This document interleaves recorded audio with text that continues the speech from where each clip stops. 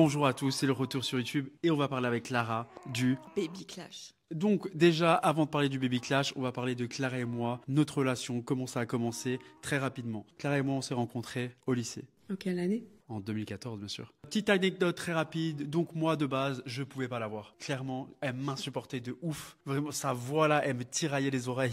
Au lycée, c'était la petite Blair Waldorf version village. Ok. Du coup, en fait, Clara, il était 7h30 du matin, midi ou 17h. C'est la même chose. Pia, pia, pia, pia, pia. Ok. Et ça m'insupportait de ouf. Jusqu'au jour où... Je me suis coupé les cheveux. C'est ça. J'étais avec ma meilleure pote, qui est aussi une de ses potes. Et à la pause, ils traînent ensemble. Donc j'arrive. Et là, je vois la petite fragilité de Clara. Et je me dis, ah, toi, tu fais la meuf et tout. Mais en fait, de base, t'as une petite fragilité et tout. Et donc, à partir de là, des shows must go on. Tac, je la contacte sur Facebook, c'est ça? Pour me demander mon snap. Ça, c'est pour casser la distance, la barrière, ok? Et je suis pas passé par 4 chemins. J'avais pas le temps. C'était ta snap. Voilà, merci, au revoir. Est-ce que t'es intéressé? Pas intéressé. Et du coup, intéressé. Donc voilà, avec Clara, on emménage au bout d'un an ensemble. Voilà, on emménage ensemble. D'un coup, on doit fonctionner avec une personne en face. Donc, il y a des très bons moments comme des moments un peu plus compliqués. On prend nos marques. Mais finalement, une passion commune nous rapproche énormément. C'est Les Sims. Non, je rigole.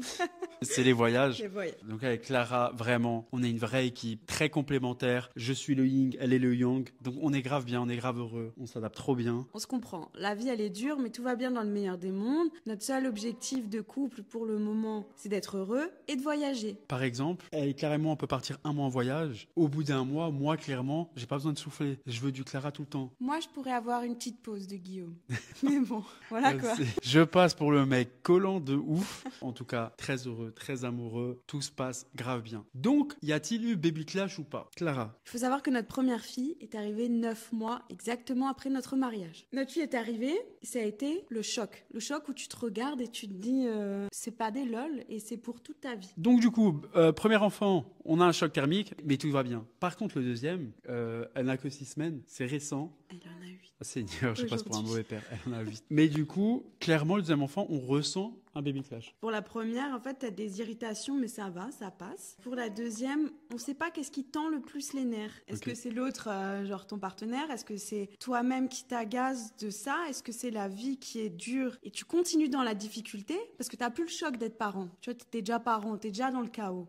Tout est étincelle. Là, par exemple, hier soir, on était posé au canapé, ok, on voulait discuter, tac, dans l'Inde, on aurait discuté chill parce que la petite adore. Sauf qu'il y en avait une, elle était là en mode pim, pom, et genre qui criait, qui sautait, qui voulait tabasser la sœur. Donc je pense que effectivement, ça peut être un truc supplémentaire qui fait que baby clash plus rapide parce qu'on est plus en tension. Il y a aussi moins le temps de redescendre parce que quand tu t'agaces pour des choses du quotidien, mais même des choses qui n'ont rien à voir avec la parentalité, tu vois, tu vas faire un tour dans le jardin, là, tu vas prendre l'air dans la rue, on s'en fiche. Il y a quelqu'un pour checker ton enfant.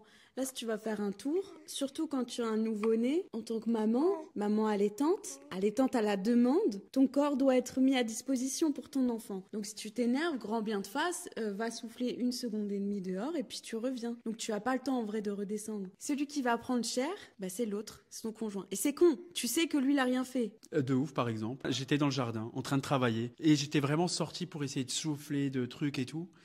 Et de base, c'est elle. Elle m'a dit, sors pour justement souffler. J'écoute ses conseils. Je sors. Ça me fait du bien. Vous me croyez à ça? Après, elle vient me marave. Parce qu'en fait, la petite, elle lui a mis la misère, elle a fait que pleurer. En fait, il n'y a pas de logique. Vous avez bien compris. Premier enfant, pas de baby clash. Deuxième enfant, on commence à le sentir. Moi, je pense, un des trucs les plus importants, c'est vraiment, alors j'hésite entre la communication ou la bienveillance, mais je dirais la bienveillance. Oui, parce que parfois tu n'as pas envie de communiquer, c'est trop. Bienveillance, communication ou empathie? Tu dirais c'est lequel le premier? C'est-à-dire empathie, se mettre à la place de l'autre. Ouais, non, bienveillance. Bienveillance? Ouais, c'est trop dur de se mettre à la place de l'autre. Quand ton esprit est saturé, te dire encore ah ouais, mais lui je le comprends parce que nanana, parfois t'as pas envie. Et donc, ça, c'est totalement humain. Et hier, vraiment hier, j'ai capté un truc. C'est qu'en fait, par exemple, là, moi, j'étais pas bien hier, ok? J'étais en galère et tout. Clara, elle a pris la charge. Et d'un coup, elle s'est occupée des deux. Moi, j'étais dans le mal, en mode, ah, vas-y, elle a besoin d'aide, je la laisse tomber, etc. Je vois que là, vraiment, pas d'empathie, elle se dit pas que je suis en galère, ça la saoule. Vas-y, l'autre, il fait son ouin-ouin. Mais en vrai, elle le fait pas contre moi, elle pense pas que je suis un ouin-ouin. C'est juste qu'elle est en galère déjà, c'est comme d'une manière égoïste, elle pense à elle, mais égoïste on s'entend, mais... Oui, mais t'as pas le choix. L'humain est au bout égoïste, d'un moment, voilà. oui, mais au bout d'un moment, vas-y, die. Tu vois, t'avances dans ton truc. Et donc, justement, j'aurais pu me braquer en mode, vas-y, je suis en galère et l'autre, elle pense pas à moi. Mais en fait, non, c'est juste qu'elle est en galère, je suis en galère, et donc, on essaye de faire au mieux. Et il y a un moment donné où, vas-y, j'y suis allé, parce que, vas-y, on se laisse pas tomber. Et après, j'ai couché ma fille, et quand j'ai couché ma fille, je lui ai envoyé un message, et justement, après, elle est venue, alors tu m'as pas répondu, vraiment ta communication en mode, j'ai vu, merci. Mais par contre, voilà, Clara, moi, je communique avec la bouche, Clara, c'est par les actes ou les intentions. Et donc, Clara, ce qu'elle a fait, justement, t'es venue en mode, tu t'es occupé de moi, en mode, t'inquiète pas, il y a aucun problème. Mais donc, je pense que la première chose, pour toi et pour moi alors aussi, c'est la bienveillance. Ouais. Ensuite, la communication, c'est ce qui permet vraiment de résoudre le truc. Communication à froid, c'est-à-dire quand vous êtes vénère, tendu, etc. Cherchez pas à résoudre le conflit parce que souvent, il y en a un, c'est pas la peine de discuter avec lui, et des fois, c'est les deux. Pourquoi je parle d'empathie? Je parle d'empathie parce qu'en fait, c'est la capacité à se mettre à la place de l'autre. En fait, c'est facile à faire. C'est une qualité qui est innée pour certaines personnes. Par contre, pour d'autres personnes, ils ont la capacité,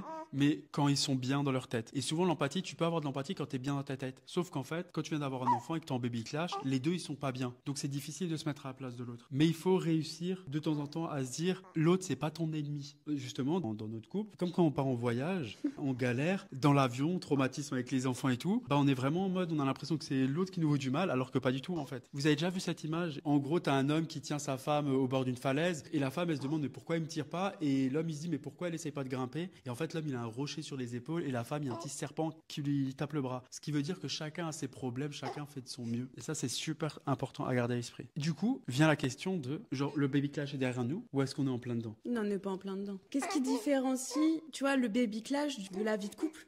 Tu vois ce que je veux dire? Genre, il y a des hauts, il y a des bas? Mais oui, est-ce que c'est la venue de notre deuxième qui a fait qu'il y a plus de tensions? Est-ce que les tensions venaient déjà d'avant parce que la vie était déjà pas facile? La vie en tant que parent, il y a eu une rénovation, il y a eu plein de choses, il y a eu des changements professionnels. Donc ça, c'est pas évident non plus. Je sais pas si vous avez entendu le P de ma fille, mais en tout cas... Je pense, la pauvre. C'est se demander quand est-ce qu'on arrête de parler de baby clash et en fait qu'on parle juste de clash de couple, tu vois, parce qu'à ce compte-là, t'as non plus besoin d'un enfant pour avoir des tensions dans ton couple parce que la vie quotidienne de couple est dure. Mais donc du coup, est-ce qu'on a vraiment été dans un baby clash? Bah, parce que là, fait, tu dis ça, j'ai l'impression qu'on n'était pas dans un baby clash, on était vois juste en bruit de couple. Bah non, moi je pense que le fait de passer de 3, donc 2 adultes pour un enfant, à 2 adultes pour 2 enfants, ça perturbe quand même ton équilibre du quotidien. Donc ça peut amener à des tensions supplémentaires qui n'étaient pas forcément là avant. Parce que justement, moi je pense dans la vie de couple, il y a des moments où on s'embrouille, il y a des moments où ça va. Et là, on était vraiment sur une période où vas-y, ça va pas, on est vraiment en galère tous les deux. Et on a beaucoup plus d'embrouilles que d'habitude.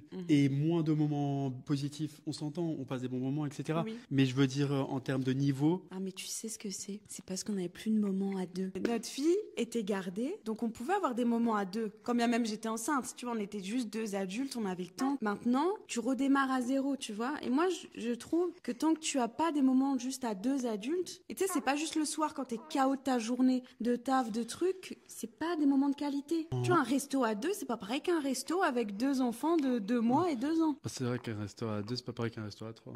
Avec 3, c'est possible, pas 15. Bien Bref. vu, Jeff Tuch. Ouais. Avant, on arrivait à avoir des moments à 2, même avec Bella, aller au resto, trouver des trucs. Et on avait des moments à 2, je trouve. Le problème, c'est qu'avec le deuxième, au-delà de plus avoir des moments à 2, il y a plus de moments. C'est-à-dire que vraiment, avec Clara, on n'arrive plus à terminer un sujet bidon. Il nous faut à peu près 4 ou 5 moments pour raconter. Et d'un coup, le lendemain, on est là en mode ah oui, donc du coup, j'ai pas fini. Et on termine. Ça ne nous arrivait pas avec un enfant. Et au-delà de ça, on n'arrivait même plus à échanger autre que bébé. Moi, je trouve que ça génère aussi beaucoup de frustration. Alors, quand bien même nous sommes des adultes avec un cerveau développé, c'est dur que tu dis, ah, j'ai envie de dire ça à l'autre. Et en fait, l'autre, en plus, il est pris, t'as les enfants, t'as les trucs. Tu dis, ah, en plus, il m'écoute pas, ce bouffon. On a genre 3 secondes et demie pour une conversation. Et il est là, il tourne la tête, il est sur son téléphone. Là, elle m'attaque. Mais en vrai, elle a raison. C'est vrai que moi, j'ai vraiment le temps que tu arrives à me connecter. C'est-à-dire que moi, je suis que dans ma tête, etc. Et je peux comprendre que c'est grave frustrant.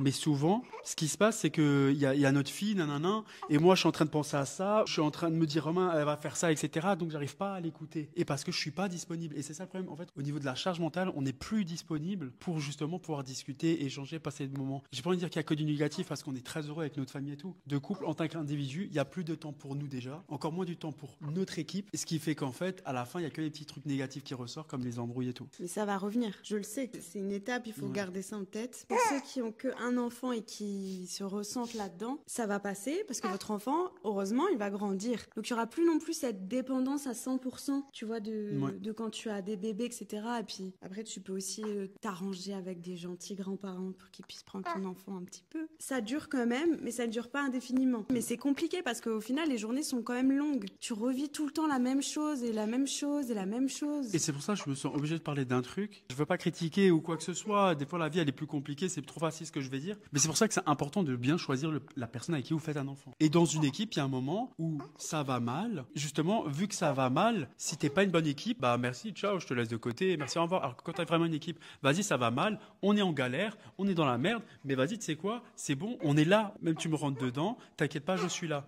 C'est pour ça que c'est important en fait de savoir avec qui vous êtes, de bien le connaître et de savoir que vous allez pouvoir compter sur lui. Parce que je reçois un nombre immense de messages de personnes qui ont des partenaires qui clairement c'est pas une équipe, chacun pour soi. Et malheureusement c'est toujours la maman qui va avoir la charge mentale. Petite astuce, vous êtes en galère dans votre couple, ça se passe pas bien, faites un truc très simple. Vous n'avez pas le temps d'être ensemble, il y a pas de souci, je comprends. Bah du coup le truc, ça va juste être de temps en temps d'envoyer un message, lui dire que vous l'aimez, lui dire justement les qualités qu'elle a. Quand il arrive des événements, etc.